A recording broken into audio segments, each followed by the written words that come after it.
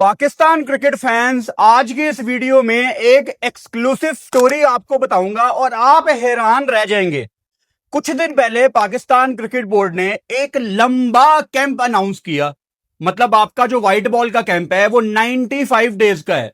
और मैं खुद हैरान रह गया था कि 3 साढ़े 3 महीने का कैंप आपने लड़कों से ऐसा क्या करवाना है।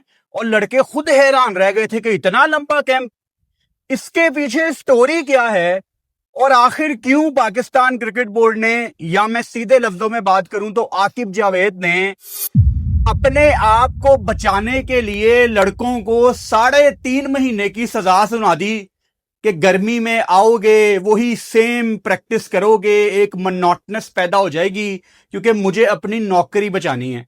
अब एक्सक्लूसिव कहानी सुनो। एक बहुत बड़ी ऑर्गेनाइजेशन है अमेरिका में जो काफी मशहूर है, उनका प्रॉपर सिस्टम बना हुआ है स्पोर्ट्स फिटर्निटी में, वो बड़े मशहूर हैं और वो क्रिकेट को अच्छा खासा फॉलो करते हैं। उस स्पोर्ट्स की ऑर्गेनाइजेशन ने, जिनका पूरा इंफ्रास्ट्रक्चर है, उन्होंने राब्ता किया पाकिस्तान क्रिकेट बोर्ड से कि हमें ना पाकिस्तान क्रिकेट की पेन है, आपके लड़कों का बहुत पोटेंशियल है, आप Australia, south Africa, Indian players को देखें वो कितने फिट हैं, तो हम चाहते हैं कि आपकी कोई ज्यादा क्रिकेट नहीं आ रही ऑस्ट्रेलिया की होम सीरीज के बाद, तो आप अपने लड़कों को हमारे पास अमेरिका भेजें। हम आपके लड़कों को ट्रेन करेंगे, इनको स्पॉन्सर हम ही करेंगे, इनके रहने का खर्चा, इनके खाने पीने का खर्चा सारा हम उठाएंगे, बस हमें पाकिस्तान क्रिकेट के लिए कुछ करना है। अच्छा, पाकिस्तान क्रिकेट बोर्ड को ये आइडिया बहुत अच्छा लगा कि हाँ यार, हम अपने लड़कों को फर्स्ट वर्ल्ड कंट्री अमेरिका भेजेंगे ट्रेनिंग के लिए, वो भी आपके जो स्पेशली व्हाइट बॉल के लड़के हैं उनके पास कोई अच्छी खासी ब्रेक है 2-2.5 महीने की, सो व्हाई नॉट। लो जी, पाकिस्तान क्रिकेट बोर्ड ये आइडिया अप्रूव कर देता है और उसके जवाब में पाकिस्तान क्रिकेट बोर्ड उनको रिप्लाई करता है कि आप बताएं आप कौन कौन से प्लेयर को इनवाइट करना चाहते हैं। कुछ प्लेयर्स आप बताएं, कोई 5-6 नाम हम आपको बताएंगे, एक पूरा स्क्वाड बना के हम अमेरिका ट्रेवल कराते हैं ये इन्हीं दिनों। अच्छा, अब बातें चल रही हैं, दोनों पार्टियां खुश। कुछ नाम अमेरिका से आए कि ये फलां प्लेयर आप हमारे पास भेजें, हम इनको ट्रेन करेंगे, और कुछ नाम पाकिस्तान क्रिकेट बोर्ड ने फिर उनको भिजवाए कि ये एक हम पूरा स्क्वाड बनाते हैं। अब वहां पे जो अमेरिका में वो ऑर्गेनाइजेशन थी, अब वो दिन रात काम कर रही है कि हमने पाकिस्तान क्रिकेट टीम के प्लेयर्स पहली दफा अमेरिका आ रहे हैं ट्रेनिंग के लिए, स्पेसिफिकली ट्रेनिंग के लिए। उनके इंतजामात कैसे होंगे, उनके लिए जबरदस्त किस्म के खाने, हेल्दी खाने, दुनिया के टॉप फिजियोस को राब्ता किया जा रहा है, प्रॉपर वहां पे तैयारी हो रही है पाकिस्तान की मोहब्बत के लिए। और इस डील में पाकिस्तान क्रिकेट बोर्ड ने सिवाय अपने प्लेयर्स भेजने के अलावा कुछ नहीं करना था। वो बस आपके लिए कुछ करना चाहते थे आपकी क्रिकेट की मोहब्बत में। अच्छा, अब जब ये सारी बातें आखिर में आकिब जावेद साहब को पता लगती हैं, तो आकिब जावेद कहते हैं एक मिनट एक मिनट एक मिनट, ये मेरे से पूछे बगैर ये सारी चीजें कैसे लॉक हो गई? अगर हमारे 30-35 प्लेयर यूएसए चले गए ट्रेनिंग के लिए, डेवलपमेंट के लिए, तो मेरा यहां पे काम क्या है? मेरी तो दुकान बंद हो जाएगी। यानी आकिब जावेद साहब यहां पे प्लेयर डेवलपमेंट का काम कर रहे हैं। अब पता नहीं कर रहे हैं कि नहीं, लेकिन उनकी जॉब यही है कि उन्होंने प्लेयर्स को डेवलप करना है, एनसीए को संभालना है, वहां पे सिस्टम बनाना है, ये उनकी सारी जिम्मेदारियों का एक हिस्सा है। तो आकिब जावेद साहब कहते हैं कि नहीं जी, ये तो नहीं हो सकता, हमारे प्लेयर्स नहीं जाएंगे, और अगर अमेरिका हमारे प्लेयर्स ट्रेनिंग के लिए चले गए तो फिर यहां पे मैं क्या करूंगा? मैं मतलब यहां पे वेला बैठा हूंगा, और वैसे ही आजकल पाकिस्तान का मीडिया हाथ धो के फॉर द राइट रीजंस मेरे पीछे पड़ा हुआ है, तो ये तो बॉस नहीं होगा। फिर वही हुआ जो हमेशा से पाकिस्तान में अनफॉर्चुनेटली लोग करते आ रहे हैं, अपने फायदे के लिए हमारे लड़कों को रोक दिया गया। और जब मैं कह रहा हूं ना हमारे लड़के, इसमें पाकिस्तान के सारे टॉप के प्लेयर हैं। यानी आप इस तरह समझ लो कि पाकिस्तान क्रिकेट टीम ने यूएस जाना था ट्रेनिंग के लिए कोई 2-2.5 महीने के लिए, जहां पे उनको दुनिया की टॉप फैसिलिटीज मिलती।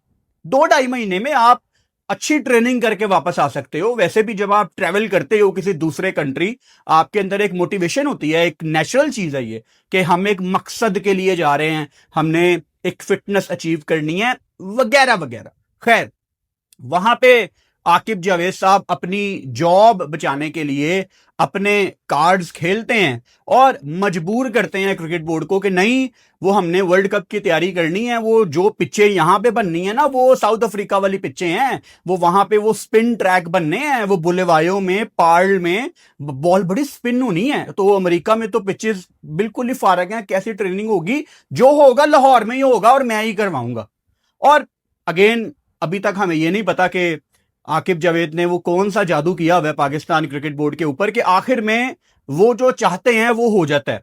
अब एक बंदे ने अपनी जॉब बचाने के लिए कि मैं नजरों में ना हूं, ऑब्वियसली अगर पाकिस्तान के मेन प्लेयर्स, कुछ इमर्जिंग प्लेयर सारे अगर एज ए स्क्वाड ट्रेनिंग के लिए, डेवलपमेंट के लिए किसी ऑर्गेनाइजेशन के पास जा रहे हैं, किसी इदारे के पास जा रहे हैं अमेरिका में, तो यहां पे मेरे जैसे लोग 100% सवाल उठाते कि आपके प्लेयर्स तो अमेरिका जा रहे हैं, तो आकिब जावेद साहब आपका क्या रोल है, फिर आप यहां पे फिर कौन से प्लेयर डेवलप कर रहे हैं। तो प्लेयर्स पाकिस्तान के अब अनफॉर्चुनेटली यहीं लाहौर में खज्जल खुआर हो रहे हैं, वही सारी पुरानी ट्रेनिंग। अब ये हो गई एक एक्सक्लूसिव स्टोरी। अब दूसरी बात सुनो, ये मेरा दिमाग हिल गया ये खबर सुन के। आने वाले दिनों में आपको मैं इस खबर की तफसील भी बताऊंगा, क्योंकि उसमें थोड़ा सा आपको वेट करना पड़ेगा, लेकिन मैं आपको हेडलाइन बता देता हूं और आपको जलाने के लिए वो हेडलाइन काफी है। जो पाकिस्तान ने अपना स्क्वाड अनाउंस किया है ना एशियन गेम्स के लिए, आप सारे खुश हो कि इसमें वो फलां सीनियर प्लेयर नहीं है, वो फलां सीनियर प्लेयर नहीं है। यानी तकरीबन पूरा पाकिस्तान खुश था कि यार हमने बहुत अच्छा स्क्वाड अनाउंस कर दिया है। ये स्क्वाड के पीछे आपकी मौजूदा सिलेक्शन कमेटी नहीं है। यानी वो जो हम थोड़ी देर के लिए खुश हो गए थे ना कि पाकिस्तान क्रिकेट बोर्ड ने क्या टीम अनाउंस कर दी है, नए लड़कों को chance, Asian games, new faces. जो लोग आपकी पाकिस्तान टीम सेलेक्ट करते हैं ना, आपके सिलेक्टर्स, उन्होंने ये टीम ही सेलेक्ट नहीं की। लिख के देने के लिए तैयार हूं आपको, ये टीम किसी ऐसे बंदों ने सेलेक्ट करवाई है ऊपर से प्रेशर डलवा के, जो क्रिकेट बोर्ड में नौकरी नहीं करते। कोई मुझे गलत साबित कर दे इस बात पे, टाइम आने पे इस चीज के सबूत, इस चीज की तस्दीक, इस चीज की मजीद आगे बातचीत हम सब कुछ करेंगे। लेकिन अभी फिलहाल यही बात हजम नहीं हो रही कि हम इनको थोड़ा क्रेडिट देना शुरू हो गए थे क्रिकेट बोर्ड वालों को कि यार इन्होंने बड़ी तगड़ी टीम अनाउंस कर दी है, लेकिन अच्छे काम ये नहीं करते, वो बाहर से ही कोई करता है। तो भाई ये जो फरहान कप्तान हो गया, यंग टीम जा रही है, उसमें इस क्रिकेट बोर्ड के जो सिलेक्टर्स हैं इनका कोई लेना देना नहीं है। हाँ, 2 प्लेयर्स इन्होंने भी डालने हैं आखिर में, लेकिन जो मेन टीम है ना वो कहीं बाहर से आई है। और माइक हेसन, आकिब जावेद, मैं आपको ये लिख के देने के लिए तैयार हूं कि सिर्फ आपकी रिप्लेसमेंट अगर क्रिकेट बोर्ड को कल मिल गई तो आप दोनों जॉब से फारेंगे। यानी घेरा तंग हो गया। मैंने बड़ी तस्दीक की है इस एक टॉपिक के पीछे जिस पे आज मैं बात कर रहा हूं। ये सिर्फ ऐसे ही नहीं कि मैं आपके सामने आके बैठ के ये बातें कर रहा हूं। मैंने 3-4 दिन पहले भी एक वीडियो में आपको हिंट दिया था कि एक खबर आने वाली है, मैं उसको पॉलिश कर रहा हूं। आपने फिर अपने पीसीबी इनसाइड्स जराए लड़ाने होते हैं, और मैं किसी एक आम बंदे पे यकीन नहीं करता। मेरे जो सोर्सेज हैं पाकिस्तान क्रिकेट बोर्ड में, उनके ऊपर तो कोई शक भी नहीं कर सकता, सीधी सी बात है। अच्छा, आगे जाने से पहले यहां पे एक इंटरेस्टिंग इंटरव्यू का जिक्र करना बहुत इंपॉर्टेंट है, जो कल आकिब जावेद ने समा न्यूज पे बात की सवेरा पाशा के साथ। उस इंटरव्यू में मुझे हैरानगी तो बिल्कुल नहीं हो रही थी, क्योंकि ऐसी कोई नई बात आकिब जावेद ने नहीं कही। बस कुछ झलक नजर आ रही थी कि आकिब जावेद वही बातें कर रहे हैं जो यहां पे हम कितने सालों से वीडियोस में बैठ के करते हैं, या पाकिस्तान क्रिकेट की जो लोग बेहतरी चाहते हैं वो लोग करते हैं। वही सारी बातें आकिब जावेद कर रहे हैं कि अब फिटनेस को देखना होगा, अब मेडिकल को देखना होगा। लेकिन उनके इंटरव्यू में एक बात ऐसी थी कि मेरा उससे डिसएग्रीमेंट है।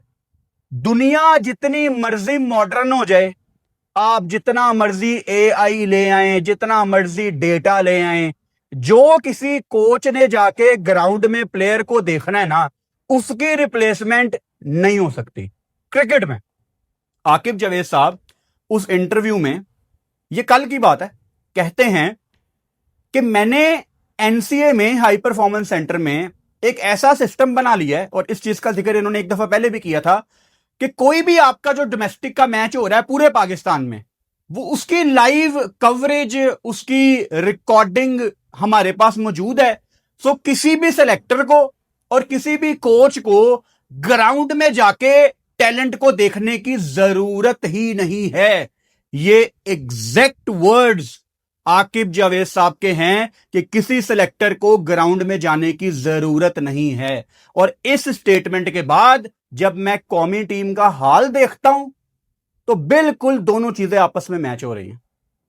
क्योंकि जब आप वो सो कॉल्ड, आप लोग जिस चीज को डेटा कहते हैं कि किसने कितनी बॉलों पे स्कोर कर दिया, उसकी बेस के ऊपर वो 3 मैचों में फेल हो गया, हाँ इसको ड्रॉप कर दो। वो हसन नवाज मिसाल के तौर पे, वो कामरान गुलाम ने 2 मिसफील्डिंग की है, हाँ वो डेटा कह रहा है उसको ड्रॉप कर दो। पीछे जो उसने किया है वो जाया है। तो आप लोगों के जो डेटा है ना, वो हमें अच्छी खासी उस चीज की नो हाउ है कि किस डेटा के ऊपर आप रिलाई कर रहे हैं। अच्छा, उसके बाद एक बच्चों वाली बात आकिब जावेद ने कही। मुझे तो ऐसा लगा कि एक बच्चा, विद ऑल ड्यू रिस्पेक्ट, मैं कोई डिसरिस्पेक्ट नहीं उनकी कर रहा, बहुत बड़े हैं हम हमसे एज में, लेकिन मुझे ऐसे लग रहा था कि एक कोई बच्चा बैठा हुआ है टीवी पे जो बस अपने आप को जस्टिफाई करने के लिए एक इंटरव्यू देने आया है कि यार मेरे से कोई बात कर लो, मैंने अपनी जरा आवाज पहुंचानी है। लेकिन वो बातें सेंस नहीं बना रही थी। मिसाल के तौर पे फिर उस इंटरव्यू में आकिब जावेद साहब कहते हैं कि पहले जो हमने सेंट्रल कॉन्ट्रैक्ट बनाया था ना,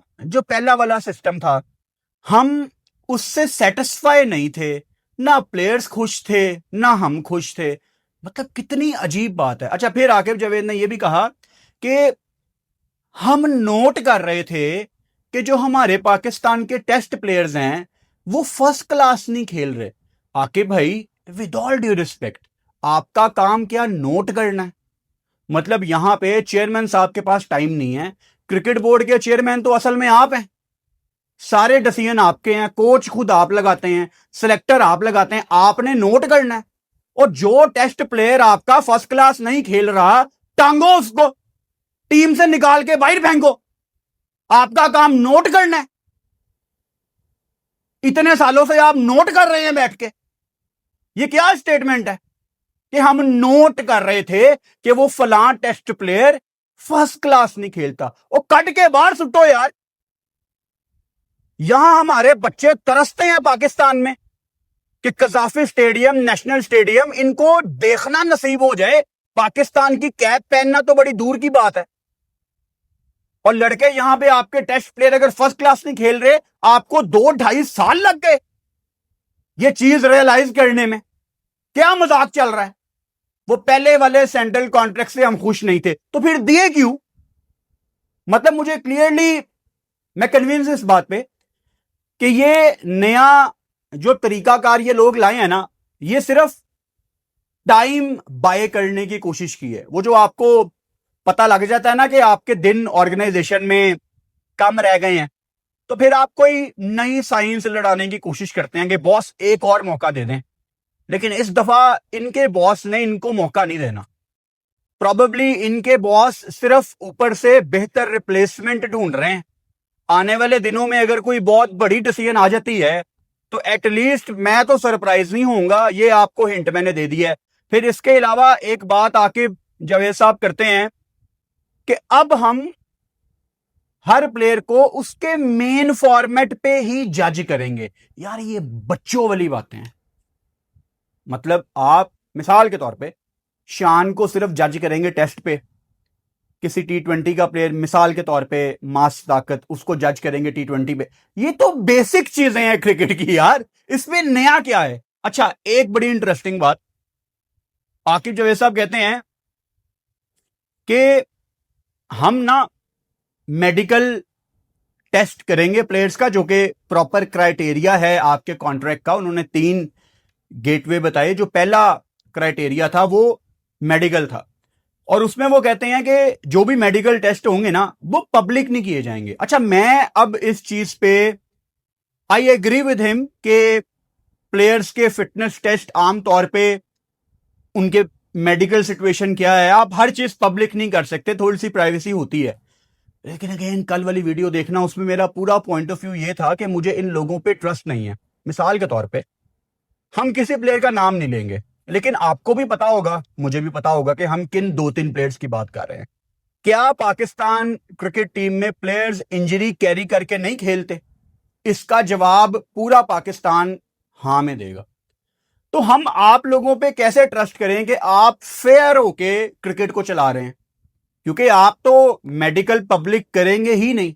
और आप अभी हमें अभी सही बता रहे हैं, आपने जो अपना पिछला फिजियो रखा हुआ था उसके साथ तो मसला ये था कि वो प्लेयर्स की इंजरीज छुपा छुपा के प्लेयर्स को खिलाता था, और आपके फास्ट बॉलर्स जब वो फिजियो बाहर होने लगता था तो फास्ट बॉलर क्रिकेट बोर्ड को कहते थे नहीं जी हम तो इसी फिजियो के साथ कंफर्टेबल हैं।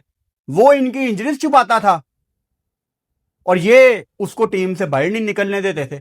कितने साल वो ड्रामेबाजी चलती रही है। तो मुझे तो आप लोगों पे बिल्कुल भी ट्रस्ट ही नहीं है। ट्रस्ट की बात है ना।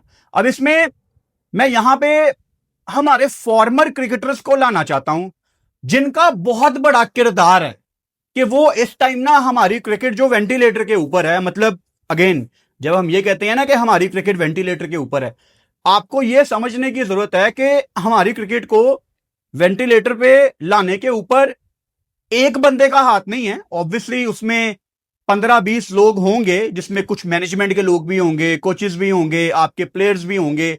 लेकिन अगर मैं प्लेयर्स की बात करूं तो आपको 5-6 प्लेयर्स नजर आएंगे जो हर फेलियर में पाकिस्तान टीम का हिस्सा थे। बजाय इसके कि हमारे फॉर्मर क्रिकेटर्स जिन्होंने इतना सर्व किया है, किसी ने पाकिस्तान क्रिकेट टीम को सर्व किया है, किसी ने 10-12-15 साल डोमेस्टिक खेली है। अगर किसी ने 10-15 साल डोमेस्टिक खेली है और वो पाकिस्तान से सिर्फ 2-3 मैच खेला है, इसका मतलब ये बिल्कुल नहीं है कि वो एक काबिल क्रिकेटर नहीं है। लक का बहुत रोल होता है। कभी कभी आप बहुत अच्छे क्रिकेटर होते हैं लेकिन आप पाकिस्तान से उतना ज्यादा नहीं खेल पाते, लेकिन जो एक क्रिकेटिंग आई होती है वो आपको पहचानती है कि नहीं यार ये बहुत जेन्युइन बंदा था, बस अनफॉर्चुनेटली ये पाकिस्तान से नहीं खेल सका। तो हमारे जो फॉर्मर क्रिकेटर्स हैं वो क्या कर रहे हैं, मैं यहां पे 2 क्रिकेटर्स को आइडेंटिफाई करूंगा आज की इस वीडियो में। नंबर 1, मैं ना आज से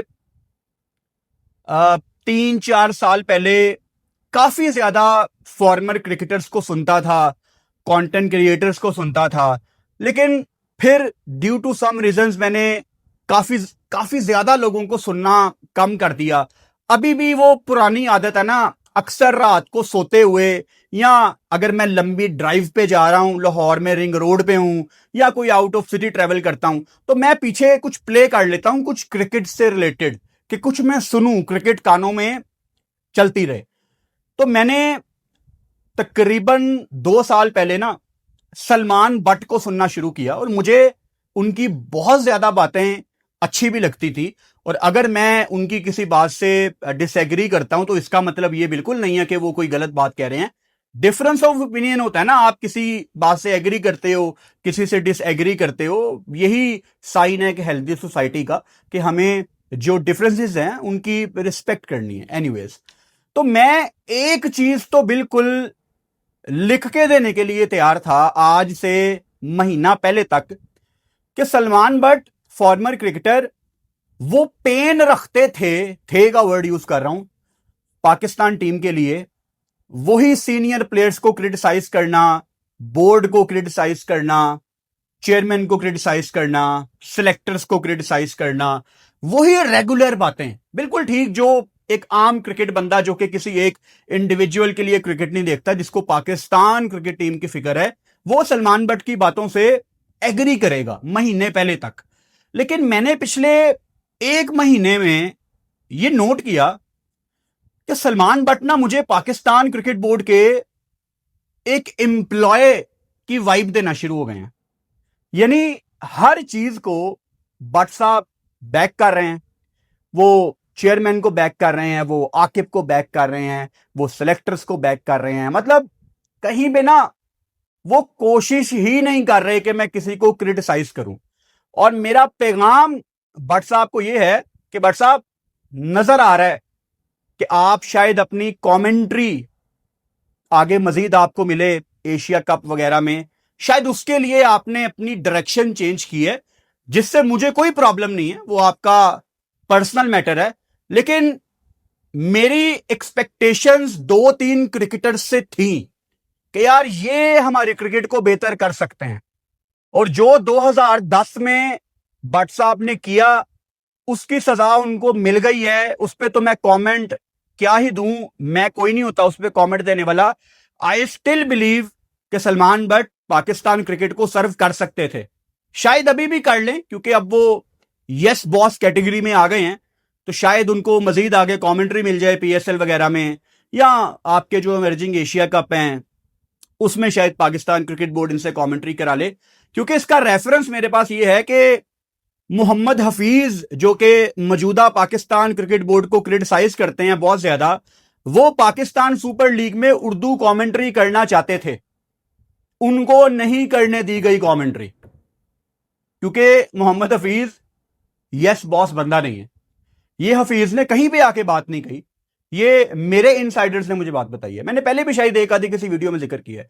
तो भट्ट साहब, साफ नजर आ रहा है कि जितना पोटेंशियल आपके अंदर था क्रिकेट को इंप्रूव करने का, आपने खुद को जाया कर दिया है यस बॉस वाली कैटेगरी में खुद को डाल के, और वो क्लियरली नजर आता है, आपकी हर बात पे वो चीज झलक रही है कि आप अब बस पाकिस्तान क्रिकेट बोर्ड की तारीफों के फूल बांधेंगे। नंबर 1।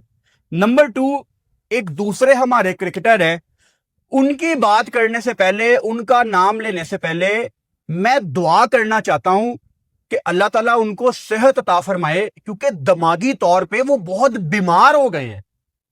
मेरी दुआएं आपके साथ हैं। मैं बात कर रहा हूं तनवीर अहमद की। कल एक रील मेरे सामने से गुजरी, मेरा ख्याल है पीटीवी पे शायद वो आजकल बैठ रहे हैं।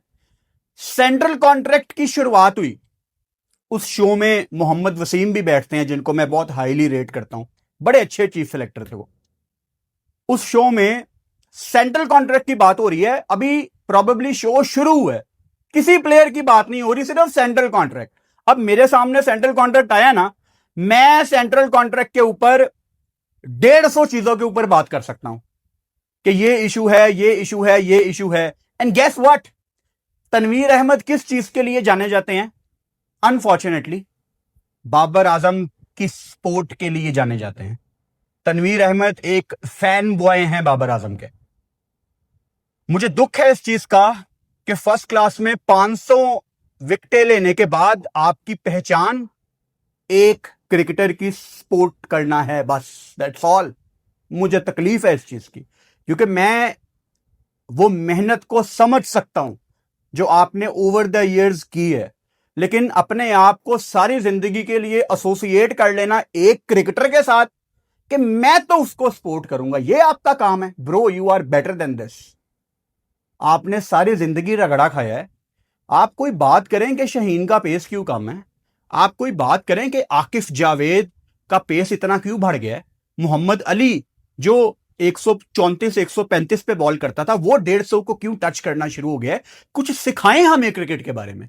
वहां पे तनवीर अहमद सेंट्रल कॉन्ट्रैक्ट के बारे में पहला लफ्ज, पहली लाइन अपने मुंह से पता क्या निकालते हैं? ये सेंट्रल कॉन्ट्रैक्ट सिर्फ इसलिए बनाया गया ताकि बाबर आजम को T20 से बाहर निकाला जाए। तनवीर अहमद भाई, ब्रो, ये नॉर्मल नहीं है। मतलब दिस इज नॉट नॉर्मल। क्या हो गया भैया आपको? मतलब 500 आपकी फर्स्ट क्लास में विकेटें हैं। मुझे हैरानगी होती है कि कोई इतना कैसे। आप क्रिकेटर ना होते तो मैं लाइन कंप्लीट कर लेता। गेट वेल सून भाई, गेट वेल सून। 150 चीजें डिस्कस करने के लायक हैं सेंट्रल कॉन्ट्रैक्ट में। और तनवीर अहमद को लगता है कि सेंट्रल कॉन्ट्रैक्ट ये इसलिए बनाया गया है ताकि बाबर आजम को T20 से निकाला जाए। ब्रो, ये टेनिस नहीं है, ये टीम गेम है। क्रिकेट बोर्ड एक पूरा सिस्टम है। कोई 30-35 प्लेयर रेड बॉल के पूल में है, कोई 25-30 व्हाइट बॉल में है। ओ बस कर दे यार। एक प्लेयर के पीछे पूरा सेंट्रल कॉन्ट्रैक्ट डिजाइन किया गया ताकि वो बाहर हो जाए। तनवीर अहमद भाई, मैं लाहौर में यहां पे एक दो अच्छे डॉक्टर्स को जानता हूं। जब भी आप लाहौर आए लेट मी नो, क्योंकि कराची मैं जिंदगी में सिर्फ 2 दफा आया हूं तो वहां मैं जानता नहीं हूं किसी को। लेकिन अगर आप लाहौर आए तो प्लीज लेट मी नो। सो हमारे जो क्रिकेटर्स हैं वही अजीब रस्तों पे चले हुए हैं। तो मैं यहां पे किससे उम्मीद लगाऊं भाई? हमारे फॉर्मर क्रिकेटर्स की तो रातों की नींदें उड़ जानी चाहिए। फिर जब हमारे फॉर्मर क्रिकेटर्स ने ये चीजें इंप्रूव नहीं करनी तो शायद फिर आपको एडमिन लेवल पे कुछ इंतहाई पढ़े लिखे और रजे हुए लोग चाहिए। रजे हुए लोगों से मतलब है जिनके पास ठीक ठाक पैसा हो, जिनको पैसे की कोई भूख नहीं है, सीट की कोई भूख नहीं है, वो बस क्रिकेट के इंप्रूवमेंट के लिए काम करना चाहते हो। शायद ऐसे लोगों को आपको क्रिकेट बोर्ड में लगाना है, ऊपर वाली पोजीशंस पे, जो आके ठीक लोगों को उनकी जगह पे बिठाएं। यकीन करो, पाकिस्तान क्रिकेट में ना बाहर से आपको देखने में लगता है कि ये क्रिकेट बर्बाद है, लेकिन जब आप इसको करीब से देखेंगे कोई बहुत ज्यादा मसले नहीं है। मिसाल के तौर पे आप चैंपियंस ट्रॉफी दुबई जाते हो एक स्पिनर के साथ, ये कितना बड़ा इशू है। क्या पाकिस्तान में स्पिनर मुक गए हैं? आप सिर्फ अबरार को लेके गए। आप पूरे क्रिकेटर्स होने के बावजूद पार्ट टाइमर्स को खिला रहे हो व्हाइट बॉल। क्या ये कोई बहुत बड़ा मसला है? अब आप साउथ अफ्रीका जाओगे, यहां पे आप स्पिन विकेटें बना के तैयारी कर रहे हो। क्या ये बहुत बड़ा मसला है? यहां पे बनाते तेज विकेटें, जैसे बांग्लादेश ने ऑस्ट्रेलिया को वनडे में हराया, पाकिस्तान को हराया। क्या ये बहुत बड़ा मसला है? ये बेसिक चीजें हैं। तो जब गलत लोग गलत जगह पे आके काम कर रहे हो तो रिजल्ट वैसे ही होते हैं जैसे पाकिस्तान क्रिकेट टीम के अभी हैं। एक आधी और एक्सक्लूसिव खबर मेरे पास आई है, लेकिन अभी मुझे मजीद उसको थोड़ा सा पॉलिश करना है। जैसे ही वो खबर पॉलिश हो जाएगी मैं आपको बताऊंगा। नाइट।